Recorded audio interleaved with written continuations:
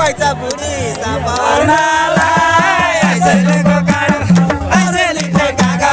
चर्नालाई आफूलाई पैसा बुढी चर्नालाई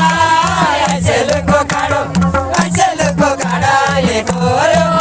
बारे रहेछ र मान मारो आइसलेको काँडाले कोर्यो बारे रहेछ र मान मारो